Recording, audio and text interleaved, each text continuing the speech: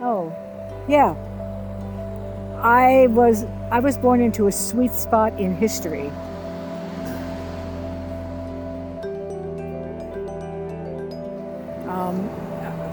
World War II was over, and I'm going to die hopefully before World War III starts. It was an upbeat economic time in the country. It was women's rights, race equality, civil rights. Right, exactly. I was also lucky in that I had great parents. You know, I'll say it again, I said it before, the theme of my life is good luck. I've been lucky all along the way.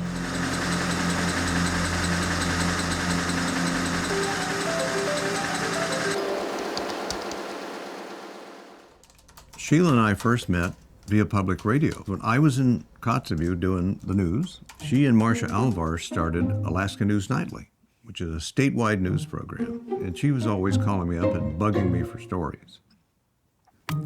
I think her magic was she had a way of writing that was definitely journalistically pristine.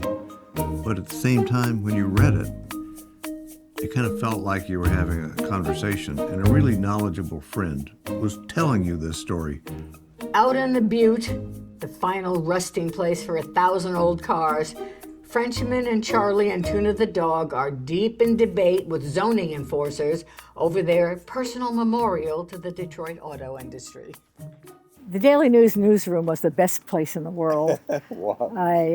I am so lucky that I backed into journalism, and then they basically turned me into a decent reporter. I'll tell you, 4th Avenue now is very different from 4th Avenue when I first arrived here in 1980. For one thing, the bars were open until 5 a.m. and the streets were always filled with people.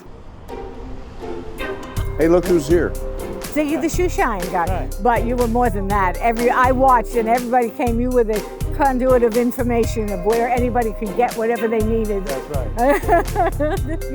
Ziggy's been in the newspaper over the years, usually described as the shoe shine man.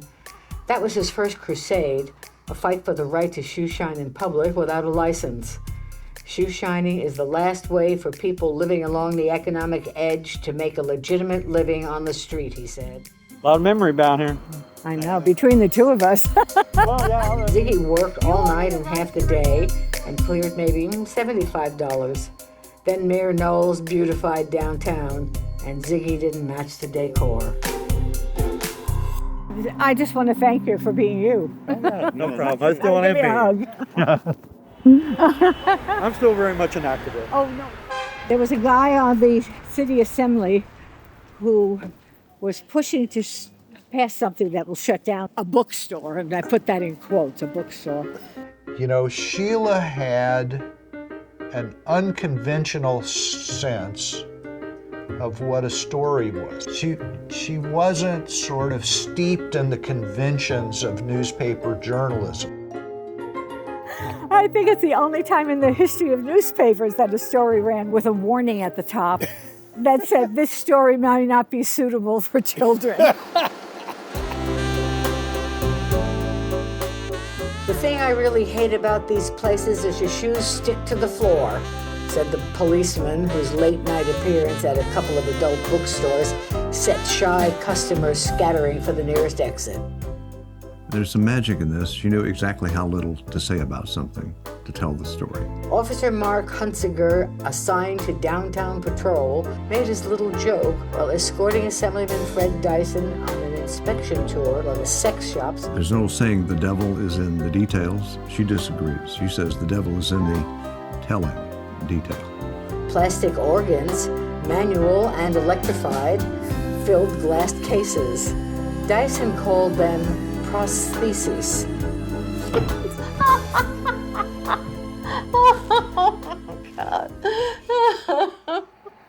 When I started at the Daily News, I had no idea how you were supposed to structure a newspaper story.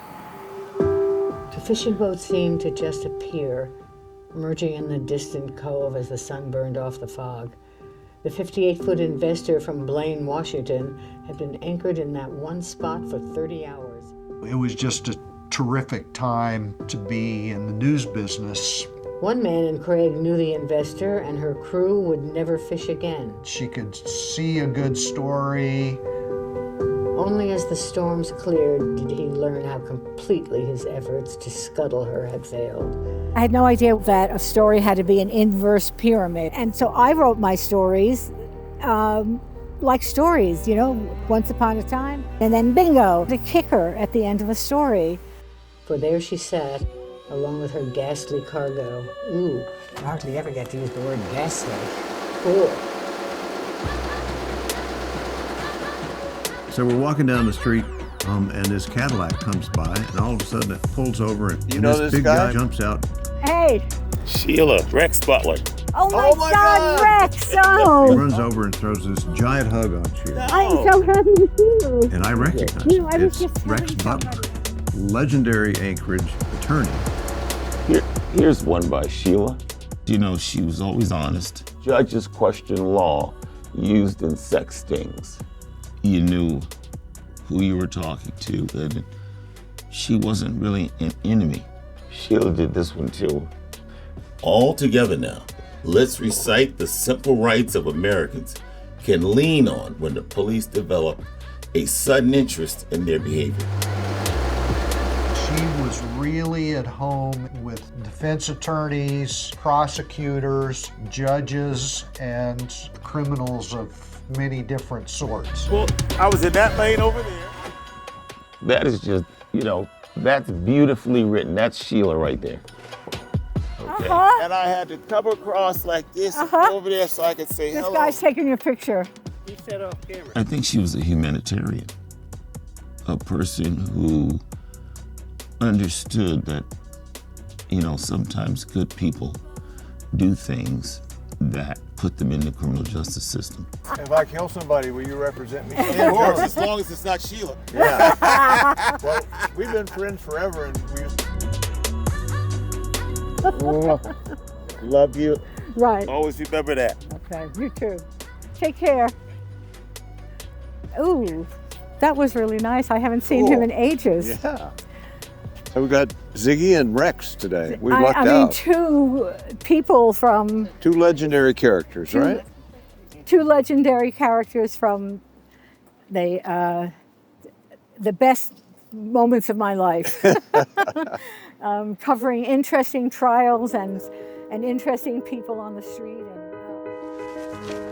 This is a reprint of the series that we did, A People in Peril. We won the Pulitzer Prize Gold Medal for public service, which is the highest award in print journalism, certainly. This is the story Sheila did about the suicide epidemic in Alacanuk. And it's Dateline Alacanuk. In March 1985, A young man walked out onto the tundra behind this Yukon River village and carefully, neatly shot himself in the heart. The sound of that shot rolled across the flat delta land through the supper-time darkness of a cold spring day. It's not easy to just drop into a community and expect people to talk to you.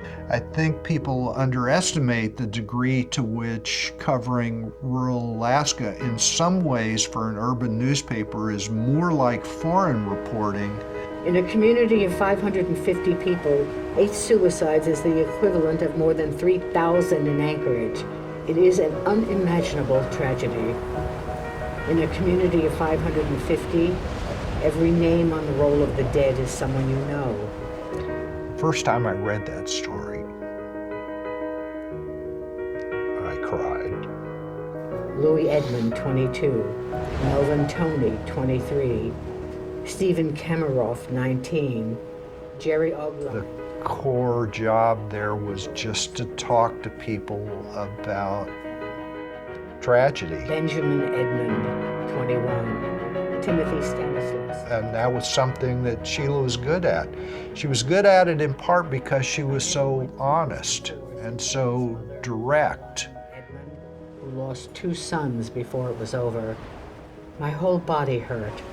I never did get mad at God before, but I find myself getting mad at him.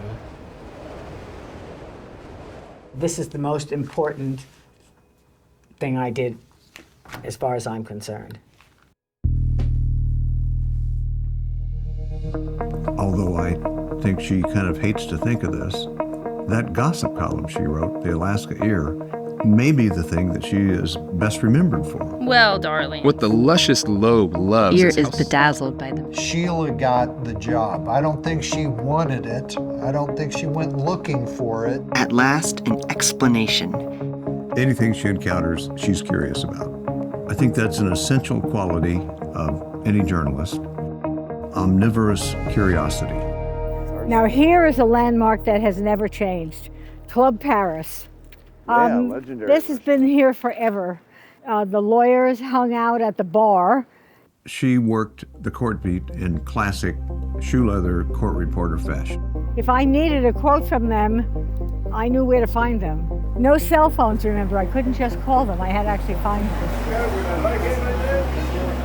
There were papers back in the era when Sheila and I were there that I think probably exceeded 100 pages. I mean, it was a tremendous news haul. I pretty much lived at the courthouse. We've crossed the line from east to west, and we're about to enter the 2 or 3 blocks that took up my life for 20 years. I think that she was instrumental in establishing the identity of the old Anchorage Daily News.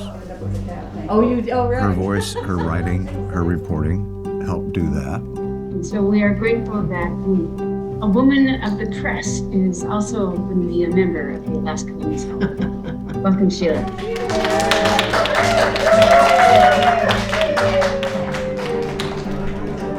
Sheila was just a naturally gifted writer. Everything changes, you know? That's what makes life so interesting. Everything changes. It does. I don't want to hold on to the past. I like to think fondly of it, but if things don't change, I don't have stories.